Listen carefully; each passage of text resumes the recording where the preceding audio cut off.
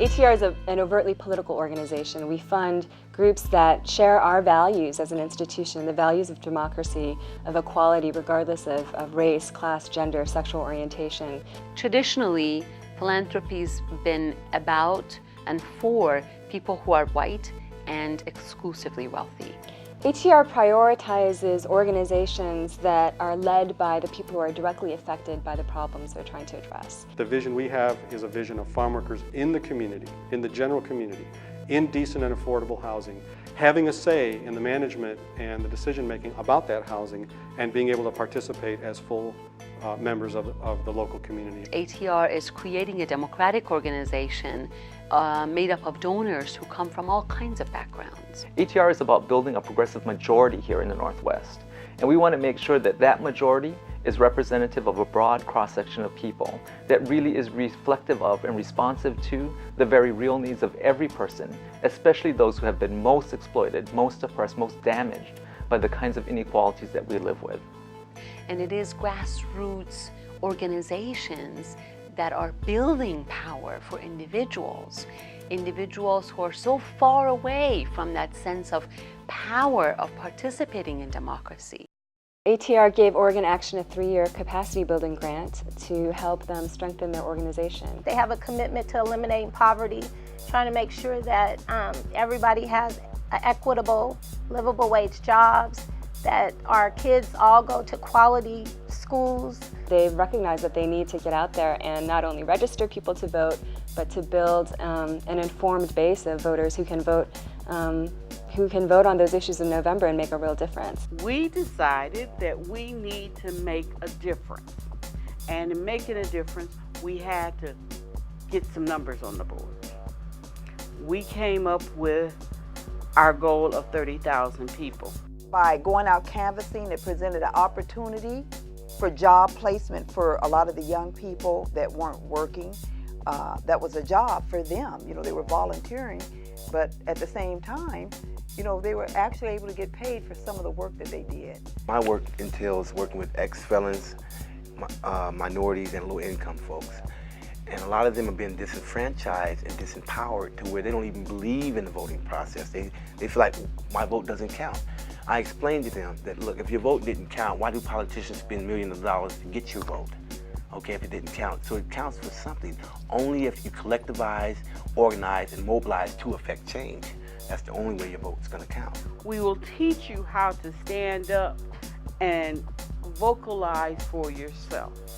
We will teach you not to be disenfranchised. This organization was the anchor and was the catalyst for me to be able to change my life. This is just stuff that has never been done before, and we're very proud of that. Voz Hispana is one of those rare organizations that responds both to the real and immediate needs of people in their community, and that serves as a prophetic voice, telling us something about where our future should be and where we should all be going as people. Voz Hispana is a community-based organization here in Woodburn. We have the education and organizing parents. We have the youth group. We have Cesar Chavez Day here in Woodburn, and also a voting campaign.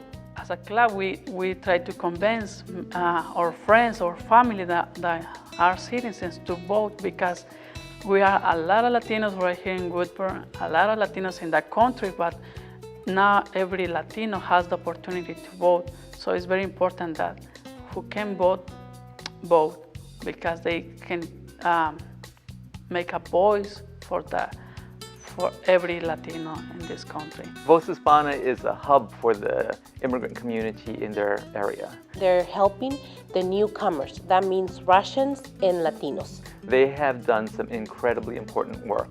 Among the different things that they've done is they've been working with the schools in the area to ensure that Hispanic children in the schools will receive an adequate education, that they'll receive a fair shake by in the school system.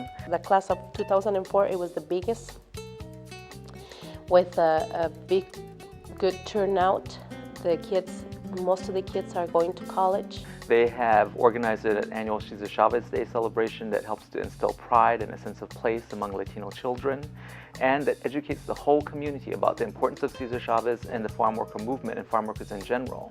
They are now involved in a voter registration campaign in which they're addressing a variety of different issues, including an anti-gay statewide ballot measure in the state of Oregon, in a community in which they understand it won't be popular to take the position in favor of gay and lesbian rights.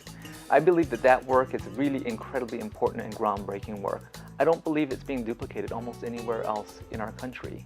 The work that they do there will create models that can be duplicated elsewhere and build a stronger progressive movement by uniting us around a common cause. So when ATR sent this information that we have the money, personally I feel very, very happy because now I know that we can do a lot of things. We thank ATR for being that farsighted and being that well educated to see that this was the time to fund us. And we thank you for that. I get very, very emotional.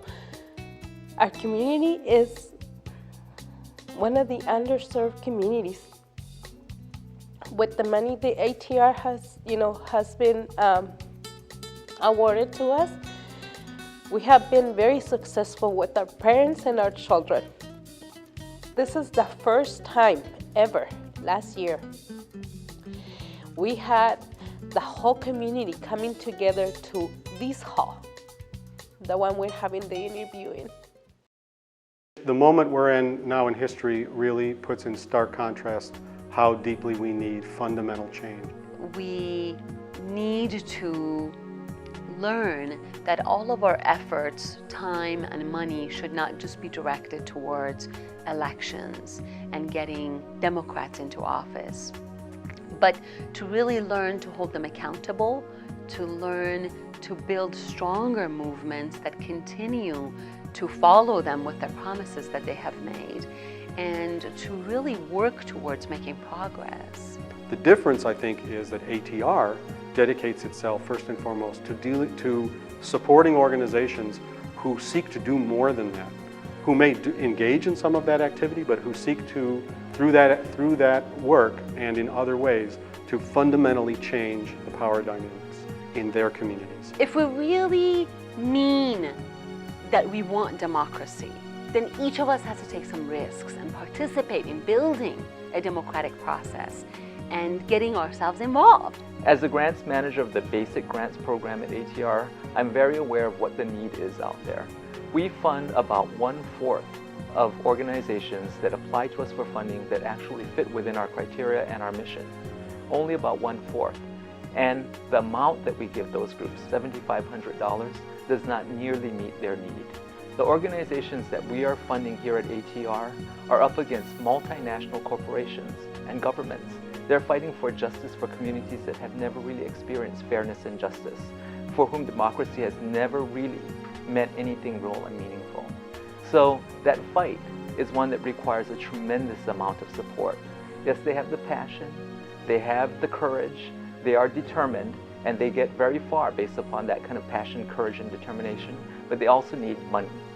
And they need far more money than we're able to give them at this point.